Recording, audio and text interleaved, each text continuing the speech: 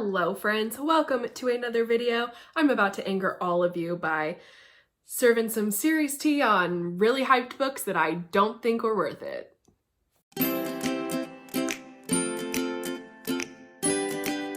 Thank you guys so much for joining me today. You know what you should do right now? Click the subscribe button. Thanks. Okay, so today I am going to be giving some unpopular opinions on some really loved books and series, and I'm just gonna, I don't know, talk about why I don't like them and why I don't think they're worth reading and why I think they're overhyped, and hopefully I don't offend everyone. But I know I will offend one person, which is Eric Sternpohl, and he's in the next room and can probably hear me talking, so he's gonna get really mad in a little bit when I talk about one of the 5 things on this list of most overhyped books that aren't freaking worth it. Let's get into it. Okay, so the very first book on my list is Little Fires Everywhere. I read this book this year, and in the middle of all the hype about it, it was super popular enough to get made into a Reese Witherspoon series, which I watched that too and didn't love it either. But a lot of people seem to love this book and love the series. Here's why I didn't like it. I thought that it really drug on, and I kept waiting for the story to happen. And I get that it was a very character-driven story and much more about the juxtaposition of perfection versus shambles, and how money doesn't lead to perfection. But like, I didn't feel compelled by the story whatsoever. I didn't think the characters were all that likable or relatable. I thought the story was a little bit off-putting almost, and especially at the end, I left the book going, why did I even read that? What was the point of it? It just wasn't a satisfactory ending. It wasn't a satisfactory message. I just kept waiting for it to get as amazing as everybody said it was, and it never did for me.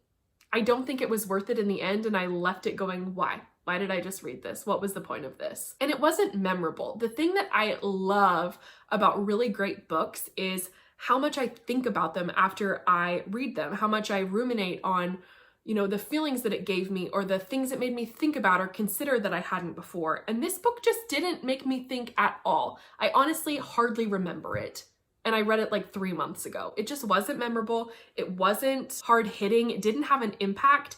It just kind of felt like a weird story with no purpose, and I just didn't like it. Sorry. Okay, the second book on this list is one that I didn't even finish, okay?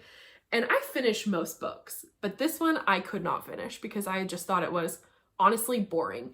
And it is To All the Boys I've Loved Before. Now, I watched the movie on Netflix that they made, and I actually really like the movie. I think it's a cute movie. So I wanted to read the book. So I picked up the book and started reading it. I probably got 50 pages in and thought, I don't think I can read one more word.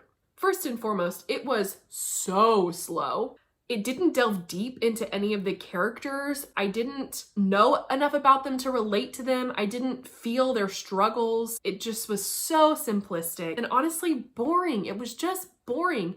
And here's the thing that made me so upset about it was writing in the young adult genre is not an excuse to write badly or to write simply. I thought the biggest problem with this book was that it was written so simplistically, oversimplistically, and it led to not really diving deep into any of the characters and what they were feeling or experiencing, not really relating to them or understanding the purpose of their story.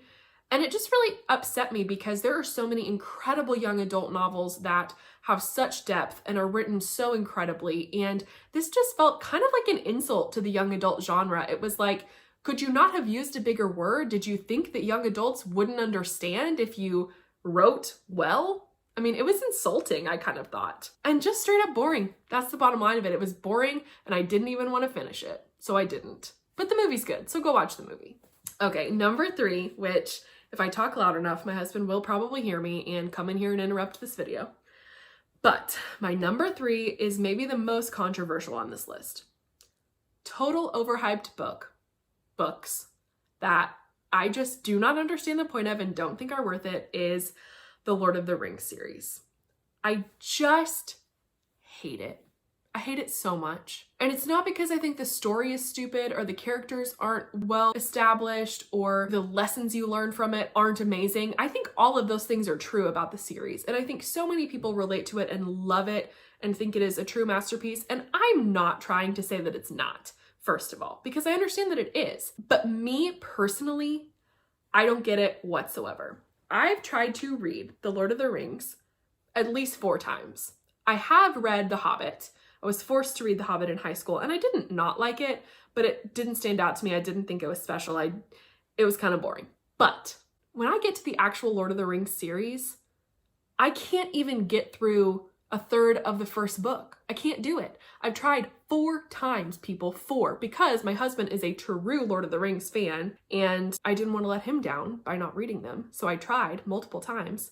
But here's what I hate about them. Here's what I think makes them so overhyped and just not worth it.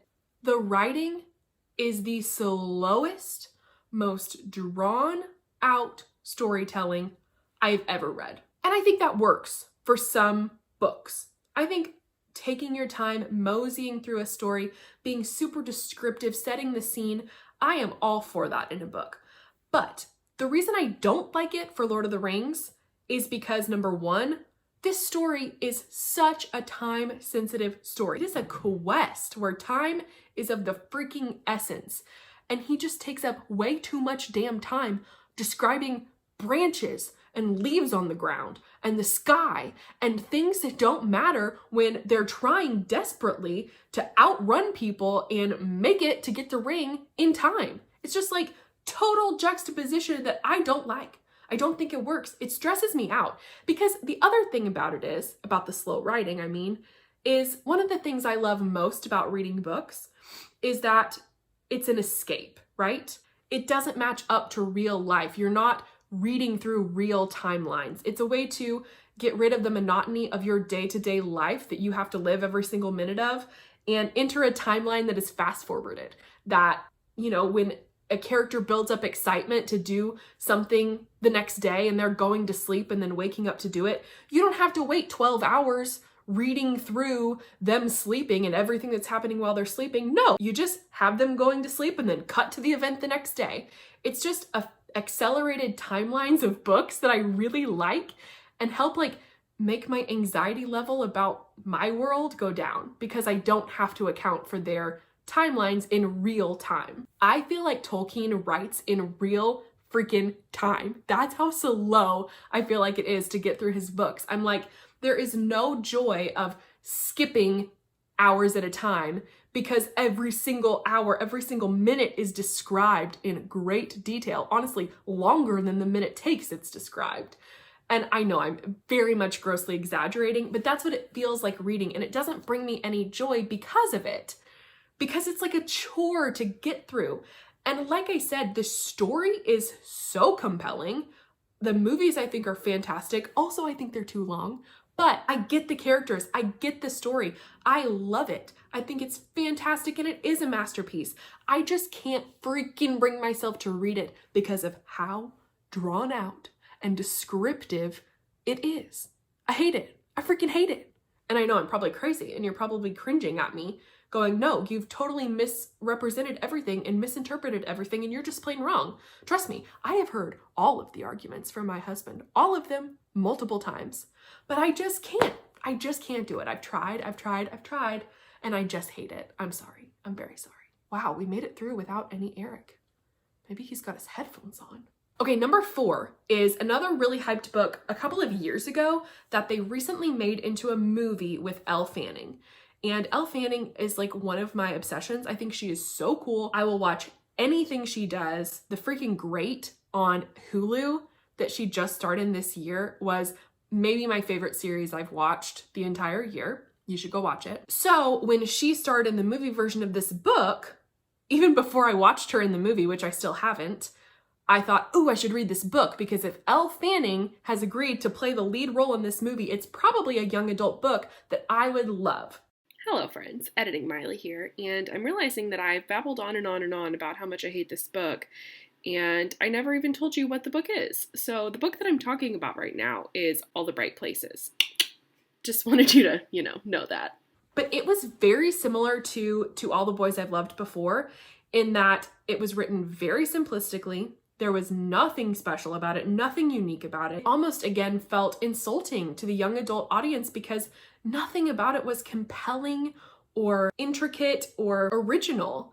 And even for me, I thought it was a little bit problematic in a very casual and almost glamorized way.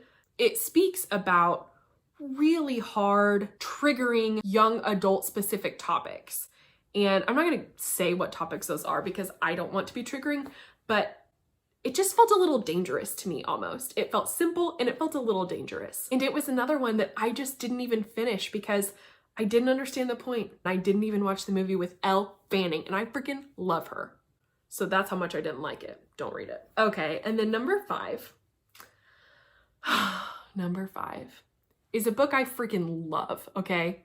Love, and have waited for so many years. But yes, I'm putting it on this overhyped list because it is overhyped and it's not worth it if you don't happen to fall in the very specific category that I do. And it is Midnight Sun. And really the whole Twilight series in general, but Midnight Sun, the new book that Stephenie Meyer released, which is the original Twilight story from Edward's perspective. I can feel you clicking off of this video already, which is why I put it at the end.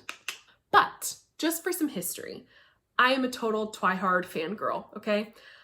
Twilight, the book, was released in my middle school years, and I read it, and my little friend group, all of us read it right before, like right on the cusp of it becoming a total like sensation. We read it before anybody even knew about it or knew what it was.